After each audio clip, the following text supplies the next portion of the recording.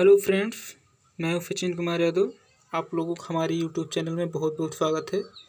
जी हाँ दोस्तों, आज हम सीखेंगे कि चैन सर्वे में जो इंस्ट्रूमेंट यूज़ किए जाते हैं, प्रयोग किए जाते हैं, वो कैसे यूज़ किए जाते हैं और वो क्या क्या होते हैं, इसके बारे में हम जानेंगे।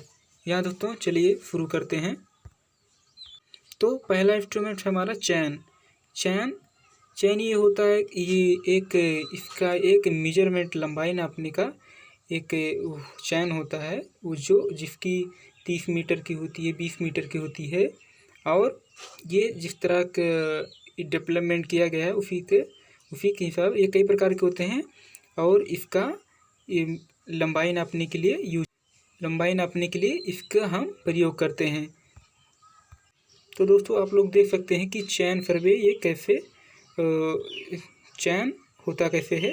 ये देखिए हमारा 100 फीट का है और ये जो रिंग लटकी हुई है। शुरुआत में इसका हैंडल है, फिर इसका जरीब का ये रिंग है।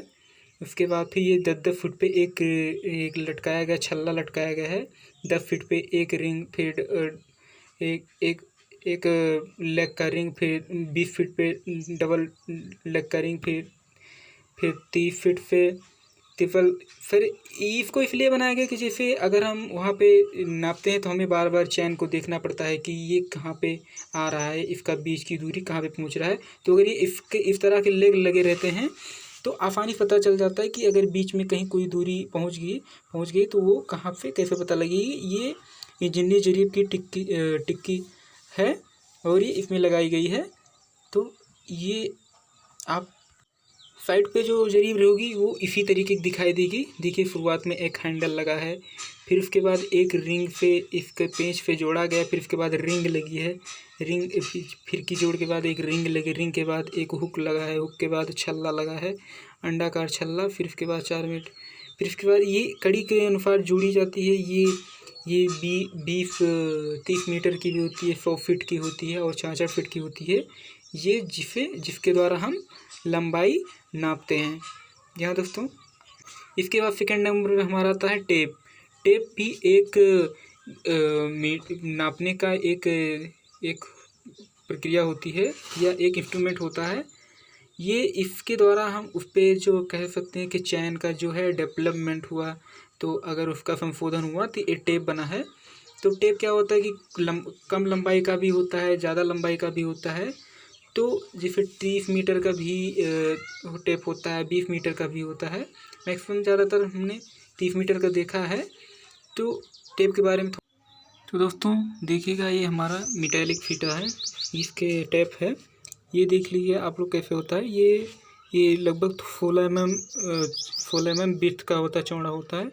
और इसकी शुरुआत में इसमें एक हैंडल लगी हुई है, जिसमें अपने फिंगर फंसा के इसको जहाँ से हमारे लंबाई नापनी होती है वहाँ पे रख देते हैं। उसके बाद ये रोटरी को खोलते चले जाते हैं और ये इससे मेजर कर लेते हैं।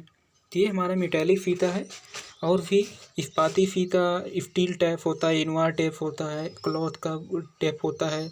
वो अलग अलग डेवलपमेंट जिससे हुआ है उसी तरीके से फीते बने हुए हैं, जो 10 मीटर, 20 मीटर, 30 मीटर लंबाई के और सुविधानुसार बनाए जाते हैं, जो लंबाई नापने या लेंथ नापने के लिए यूज किया जाता है। इसके बाद हम देखेंगे एरो या मेकिंग पिन। एरो का काम होता है कि जहाँ पे हमें स्टेशन बनाना होता है, आस्थाई स्टेशन बनाना होता है। स्टेशन यानी कि जैसे हमारी जहाँ पे पहले एक फीता नापे या एक जरीब नाप लिए, तो वहाँ पे एक स्टेशन बन जाता है कि इसके आगे फिर मतलब आगे वाला, फिर जो सेकंड वाला था वो सेकंड वाला आगे जाएगा, फिर फर्स्ट वाला उस पर आके रुकेगा। तो वहाँ पे एक निशान बनाना होता है, तो वहाँ पे क्रॉस का निशान लगा के और वहाँ पे एक एरो एक धंसा दिया जाता है, गाड़ दिया जाता है, जिससे ये हमारा एरो है, जो हिंदी में इसे फुआ भी कहते हैं। इसे 5 सेंटीमीटर डाया का होता है और 40 सेंटीमीटर हाइट का होता है। एक वर्कर के पास 10 जरीब के फुए होते हैं, यानी एरो होते हैं, जो इसलिए जरीब चैन फरबे के साथ इसको एक वर्कर के पास लिया जाता है, जो आगे वाला भी होता है और पीछे वाला, यानी चैन फरबे के लिए दो लोगों की आवश्यकता होती है। तो जो जहाँ पे एक पकड़ने वाला होता है, एक फर्स्ट वाला होता है, एक सेकेंड वाला। जस्ट इसके बाद हम देखेंगे रैंगिंग रॉड। रैंगिंग रॉड क्या होता है कि जहाँ पे हमारा स्टेशन, रिंगिंग रॉड होता है कि जहाँ पे स्टेशन फाइंड किया जाता है, यहाँ पे सेंटर लाइन दी जाती है, तो वहाँ पे रिंगिंग रॉड का यूज किया जाता है। रिंगिंग रॉड का कार्य होता है कि स्टेशन को अस्थायी रूप से फाइंड करने के लिए, जैसे जहाँ पे चैन पहुँचा तो चैन को तुरंत दिखाने के लिए या लाइन देने के लिए अगर दूर से देखते हैं तो वहाँ पे रिंगिंग रॉड ही प्रदर्शित करता है दूर से। तो वो एक स्टेशन यानी कि जहाँ से सर्वेयर अपना चैन को रखेगा वहाँ पे एक रिंग रॉड स्टैंड कर देगा, खड़ा कर देगा, जिससे वो फाइंड कर सकता है कि यहाँ पे हमारा स्टेशन है। उसके बाद वहाँ पे जब रिंग रॉड हटा देता है तो फिर वहाँ पे फुआ या तीर गाड़े जाते हैं।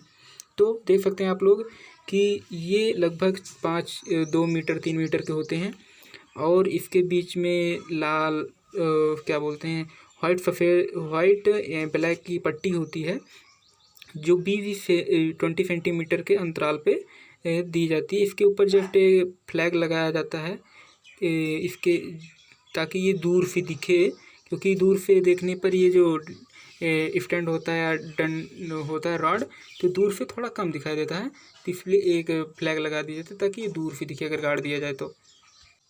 इसके बाद हमारा आता है ऑफसेट रॉड। ऑफसेट रॉड का एक ये भी रिंग रॉड की तरीके होता है, बस क्या होता है कि इस पे एक सिरे पर और टॉप सिरे पर एक हुक बना दिया जाता है, ताकि अगर झाड़ियों में कहीं फंस जाता है हमारा चैन, तो मेट्री चैन, तो उसको हम निकालने में आसानी पड़ती है।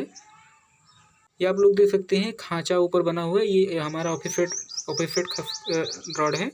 इसमें आप लोग देख सकते हैं कि ऊपर एक हुक बना हुआ है, तो झाड़ी में कहीं अगर चैन फंस जाता है तो उसे इससे निकालने के लिए आसानी पड़ती है। हमारा 6वां नंबर है कि पेग या मैलेट। मैलेट ये हमारा लकड़ी का हथौड़ा होता है और पेग होती है खूंटी। खूंटी क्या होती है कि जब हमारा सर पे हो जाता है तो जहाँ जहाँ पे स्टेशन बना रखते हैं वहाँ पे अस्थायी रूप से खूंटी गाड़ दी जाती है, ताकि अगर हम बाद में वहाँ पे कार्य करना चाहें तो फिर वो हमारी फाइंड हो सके कि यहाँ पे हमारा फैग है, यहाँ पे खूंटी, यहाँ पर हमारा स्टेशन है, जो खूंटी हमारी दर्शाती है। मैलेट का काम है ये लकड़ी का बनाया जाता है, इसलिए लकड़ी बनाया जाता है ताकि अगर खूंटी पे टैम मारा जाए या उस पर जोर दिया जाए, मारा जाए, तो फिर वो फटे ना, खूंटी फटने ना पाए, ताकि इसलिए इसका मैलेट लकड़ी का बनाया जाता है। जस्ट हमारा है प्लम बाब के इसका काम होता है कि वर्टिकल डिस्टेंस दिखाने के लिए जो हम यूज करते हैं, कि अगर वर्टिकल दिखाना है किसी चीज़ को, तो जैसे हमारा सेंटर नहीं मिल रहा है नीचे की तरफ हमारा वो, अगर हम चैन फरबे को ऊपर पकड़े हुए हैं और उसे सेंटर पर ले जाना है, तो सेंटर दिखाने के लिए, सेंटर फाइंड करने के लिए हमें प्लम बाब का यूज करना पड़ता है। जस्ट इसके बाद हमारा फ्लैग हम बता चुके हैं कि जो हम वो रैंगिंग रॉड के ऊपर लगा होते हैं झंडियाँ, फ्लैग, उसी को हम फ्लैग कहते हैं, और इसे हम दूर से निर्देशित करने या पहचान करने के लिए फिर फ्लैग का यूज किया जाता है।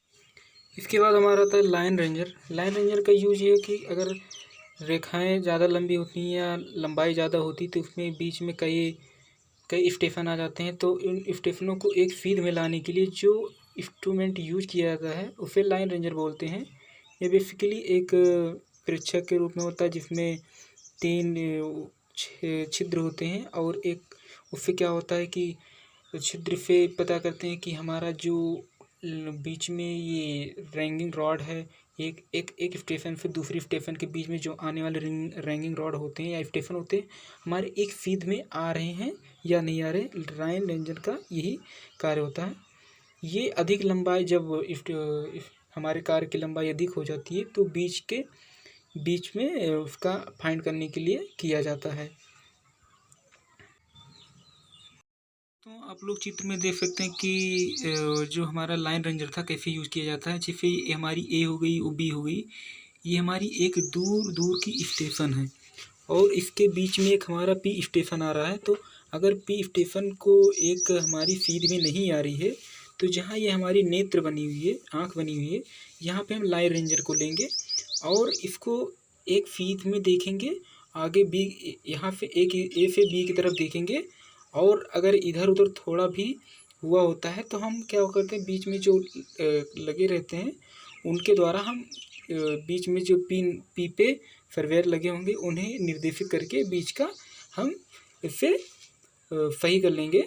जस्ट ये तो आप लोग देख सकते हैं लाइन रेंजर लगभग ऐसा होता है कि ये जहाँ पे देखिए एक स्टेशन बी है, फ्लैग लगा, फिर बी स्टेशन है, फिर इसके बीच में एक लाइन रेंजर होगा और वहाँ पे रख देंगे और इसके द्वारा हम चेक करेंगे जहाँ पे पी हमारा पी स्टेशन था, पी स्टेशन पे लाइन रेंजर को कर दिया और यहाँ पे चेक कर रहा है कि जो दोनों तरफ से हमारी जो ए और बी है दोनों तरफ से देखेंगे कि ये जो ऑब्जर्वर है देख रहा है कि यहाँ पे जहाँ प्रेक्षक लिखा है ऑब्जर्वर, यहाँ पे चेक करेगा कि जो हमारी लेफ्ट साइड में और राइट साइड में जो हमारा जो दोनों स्टेशन है वो दिख रहा है कि नहीं दिख रहा है। इससे तीनों स्टेशन हमारे फीड में आ जाएंगे।